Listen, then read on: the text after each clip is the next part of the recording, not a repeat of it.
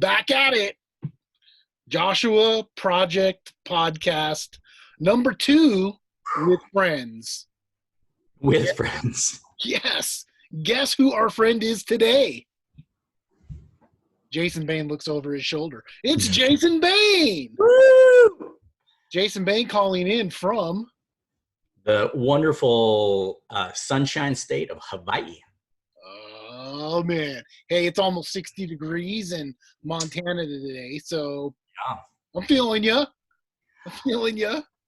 Yeah, you're only 20 degrees behind us. So, Jason, how long have you been on the rock? We've been in Hawaii since a little bit before September, end of August. Yeah. Okay. Mm-hmm. Not quite local status, but you're there. I can almost say some of our names correctly now. W's are pronounced like a V. There's a tip right there. There's a tip. Tip. It's not Hawaii, it's Hawaii. Yes, man. Look at you. I know. Legit. All low-hawed out. Low-hawed out. Haven't put on a pair of shoes and... No, you never put shoes on. You only wear slippers. You got your nice slippers for Sunday, and you got your beach slippers, and you got your out-in-town slippers. Yes. I often refer to my flip-flops as flippers. Yeah, no, they're slippers. Yeah. Everyone goes, what's a slipper? It's not something you wear around your house, okay? It's a fashion accessory. It is. Yeah. Tell us a little bit about your church there in Hawaii. Yeah, so we have sort of landed, if you will, at First Presbyterian Church of Honolulu, ironically no longer located in Honolulu. They're located over here near us in Kaneohe. Wonderful church. Not as Presbyterian traditionally as you might think. They're very, maybe I'll stop short of the pop culture term of spirit-filled, but I think if you walk in the door, you will sense Holy Spirit immediately. So they're a very healthy church, wonderful church. Hey, here we are in the coronavirus times of our life. New world. Dude, tell us what are you guys doing for church? I mean, okay, so here I'm struggling with this, okay? Just be honest with you. We are thrust into this world we knew nothing of, online church.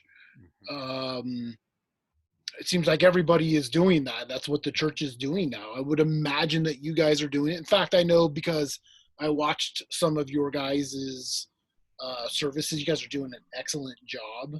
Well, kudos to that. I guess before I get into my frustrations here, tell us, what is your church doing in this epidemic? Yeah, so what they're doing is we on a Sunday have 3 services. They have condensed that down. I think they're just doing 2, if I'm not mistaken. And then normally they've got 3 children's sessions associated with each service, and they're doing 1 children's session on a Sunday. So the kids get together, they get to see their friends from Sunday school, and they do it at one time, 9:30 over Zoom on Sunday.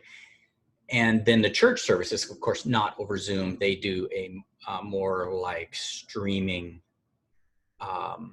online streaming thing, similar to what you're doing, Bryce, actually. So that is really cool, man. I dig the fact that they still have like a special service for the kids still. Yeah, they're really being intentional about engaging the kids on a personal level, which I think is really cool. I don't think they have the luxury of doing that. We've got a couple thousand member church. I just don't know how that would translate into for big church, but they're doing a bang up job with the kids. Yeah, that's great. That really challenges me in my role as a pastor of a church of like, what are we doing to reach our kids still? Right. I mean, man, what's that? It's a huge responsibility. I mean, we came to this church 2.5 years ago and there were no kids there. And now we have a robust mixture of little rascals running around. And man, that's the future. Right. We can't forget the kids during this time. Yeah, and I think it's cool that churches have the option. Yeah, of course, you have to engage the parents to get them online, but kids are. I mean, my kids go to school online, so Yeah. To have parents sign their kids into like a Zoom and be able to see their friends that they're not able to see in this season is really pretty cool. So here's my frustration. Here's what I've been wrestling with the last couple of days. Yeah. It seems like ever since Monday, I've just kind of been like, I don't know what I'm doing. Okay, cool. We're doing church online, and we're still having problems with that. Minor difficulties. But this seems to be the future. I'm no Nostradamus. I don't know how long things are actually going to last, but I'm expecting us to be in this circumstances till at least the end of July. And so it begs to ask the question, like, are we even doing church right now? Like, we're pouring into online, but seems to me like we're only scratching the surface of what we're supposed to be doing with church a new way. Like, what do you want to say into that? Yeah, so I think church, the service, not church, the body, the believers, but church, the service. I think we have an opportunity for small churches like yours. I mean, our church already streamed our stuff online. So I don't think big churches are struggling with this. I think the churches that struggle with it more are your small to medium-sized church. And when I say that, 100 to maybe 300 people that really didn't have an online initiative, but now they have to. And so what I see them doing, for example, my church from Maryland and my church from Virginia, is that they've just put together a tighter team and they've taken their church online, and now they're doing their services online. And those kinds of churches, I think, are doing a really good job. The churches that are struggling,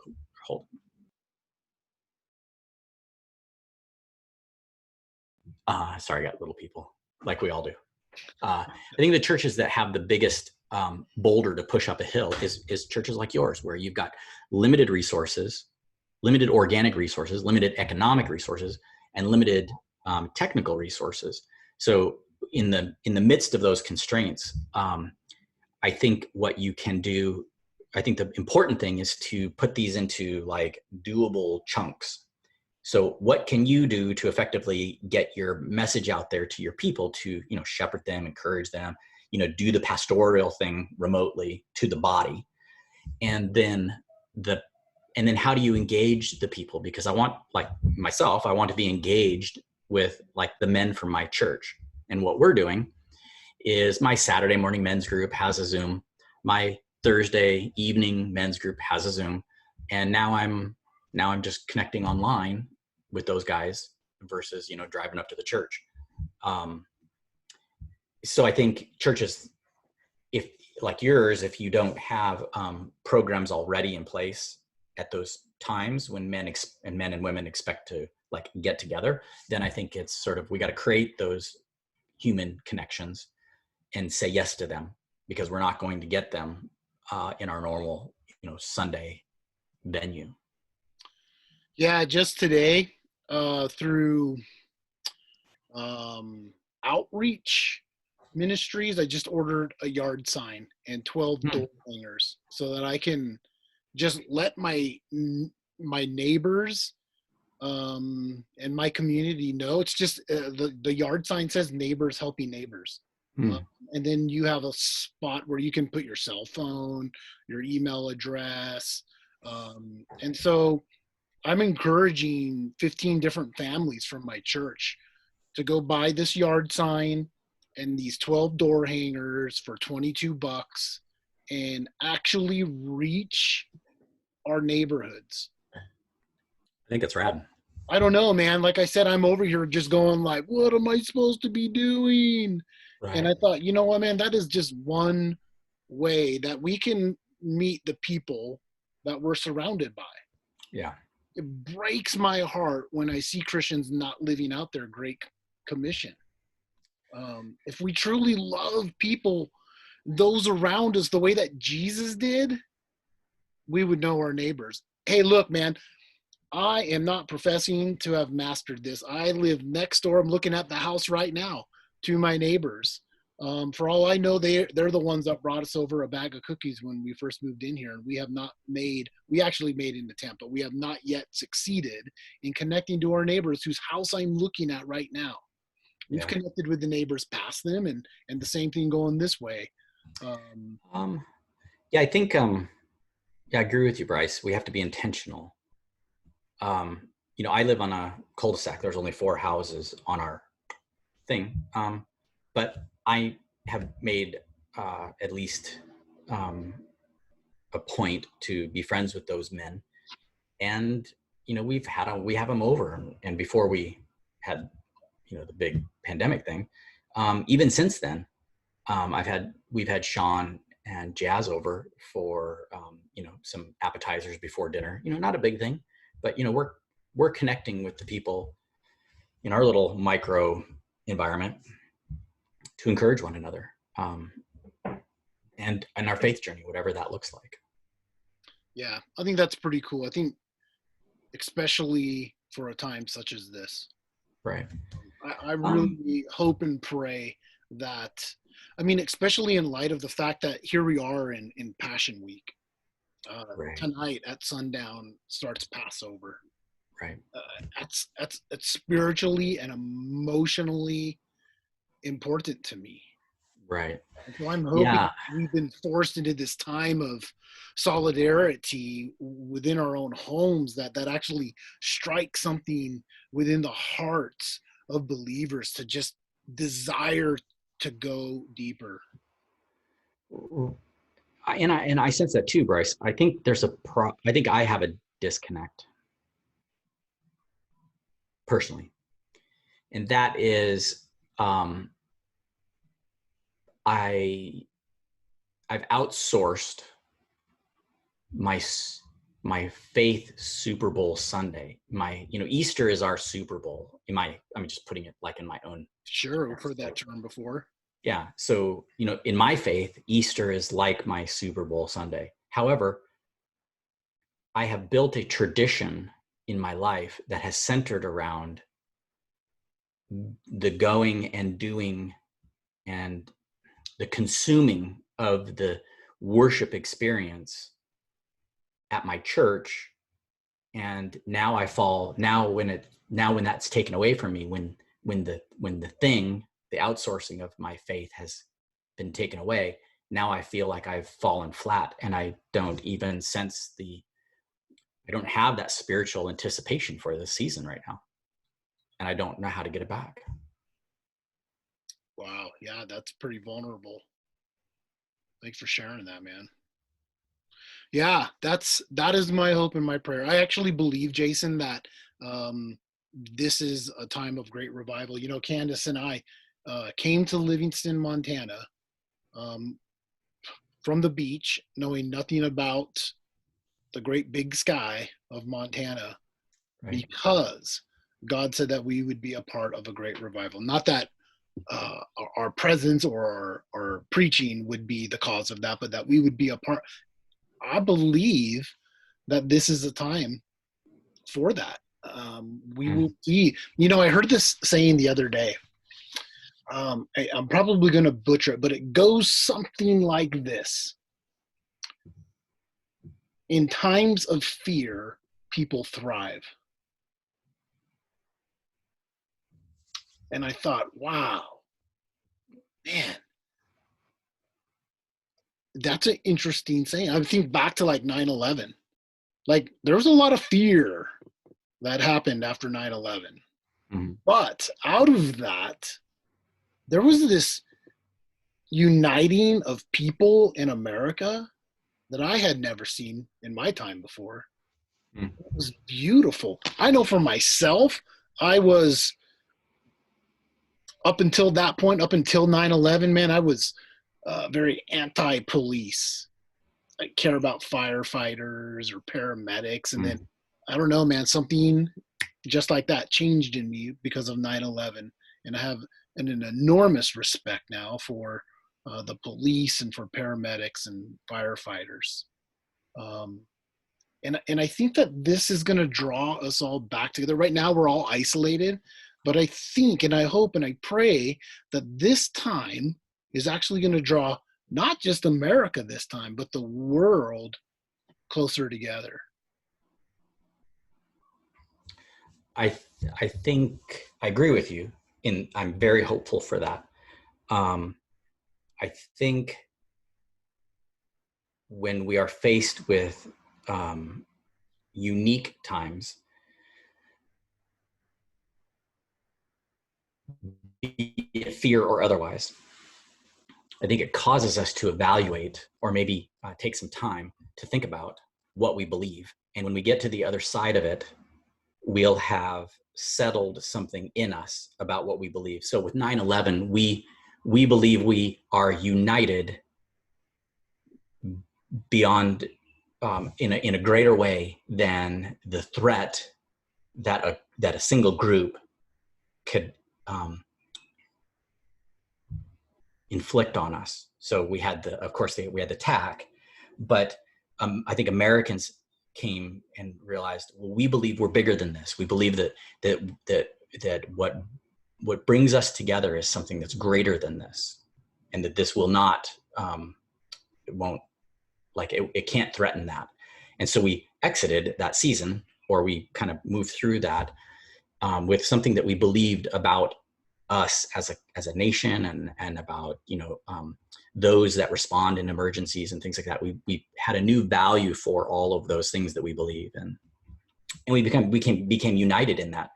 In this season, I think we have a unique opportunity to exit this season with a new value for some of the core things that we believe in, people of faith. And I think we may find ourselves I hope, reaching across the proverbial faith aisles, Presbyterian and Baptist, saying, well, we stand united in our common faith on the other side of this, and we value it. And it is something that when it was gone, we realized absence makes the heart grow fonder.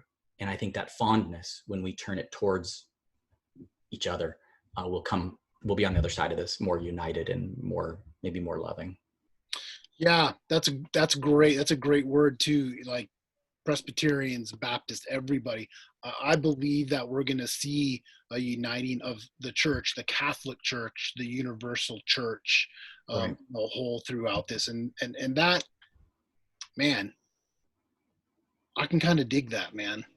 I can get behind that too. We don't let doctrinal differences be the dividing line in the middle of the street in our own communities. And so, yeah, I'm for that.